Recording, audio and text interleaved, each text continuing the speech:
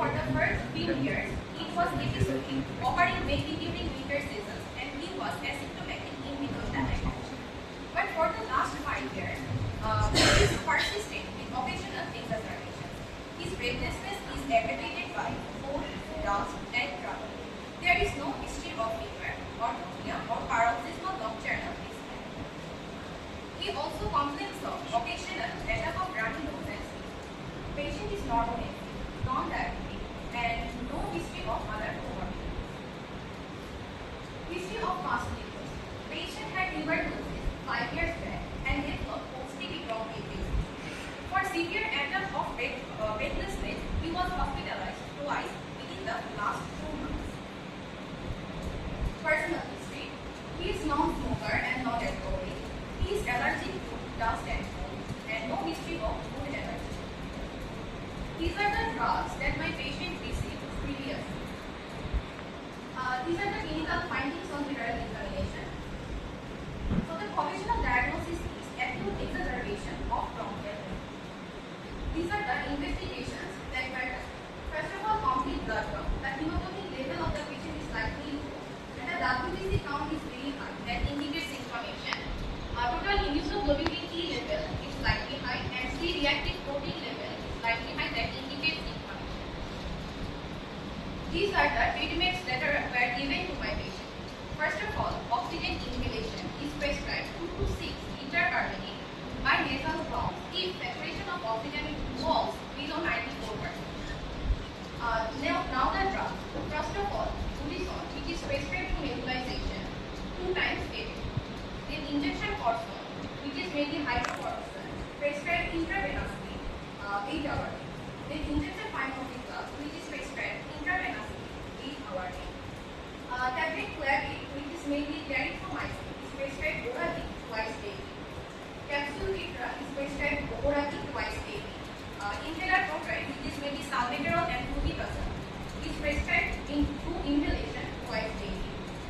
Tablet Viscodin is prescribed orally twice daily, and Microlate is prescribed twice daily. This is the treatment scheme. These are the drugs that my patient has been prescribed with their trade names and generic names. Result and outcome. The patient's symptoms have improved, though the patient has not fully recovered. This is the case summary of my case. Now, discussion about therapeutic problem and drug therapeutic. So, what is bronchial asthma? Bronchial asthma is a chronic relapsing inflammatory disorder characterized by hyperresponsiveness of tracheobronchial smooth muscle to a variety of stimuli, resulting in narrowing of airway tubes, often accompanying increased secretion, mucosal edema, and mucus plug. And the drugs that were given to my patient address all the therapeutic problems. For each drug given, was there other alternatives? The patient is receiving inhaler salmeterol as long-acting beta-2 agonist that kills to reverse bronchoconstriction. But other drugs that may be used as bronchodilators are short-acting beta-2 adrenoreceptor agonists such as salbutamol, tarbutamol, antimuscarinic drugs such as tiotropium bromide, ipratropium bromide, and methylxanthine such as theophylline and aminophylline. The patient is receiving hydrocortisone, budesonide, and fluticasone as corticosteroids that help in reduction of inflammation. But other drugs that can be used as anti-inflammatory drugs are ontelukast and other corticosteroids such as reversible. Now, justification of the prescribed drugs.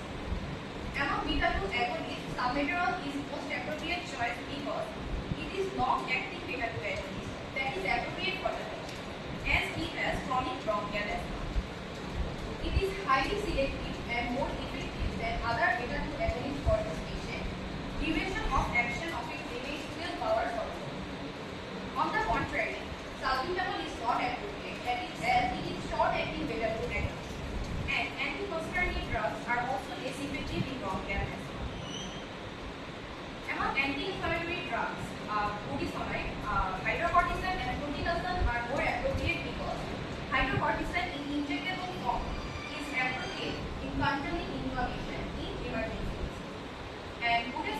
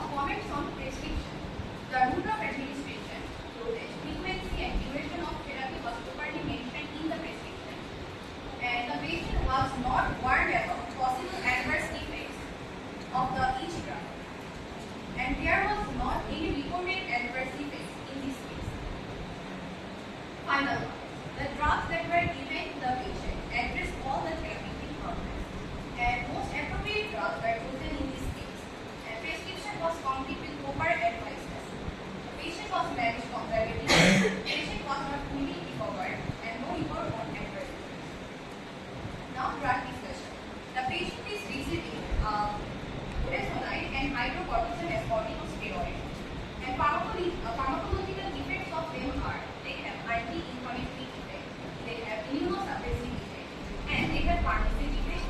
They increase the responsiveness of airway muscle to beta active receptor agonist. Mechanism of action. These drugs act via intracellular glucocorticoid receptor. They enter the cell through diffusion as they are lipophilic.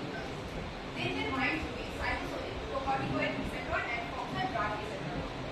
This drug receptor complex then enters the nucleus and binds with the DNA and modulates gene transcription. It increases the production of anti-inflammatory protein and reduces the low inflammatory genes.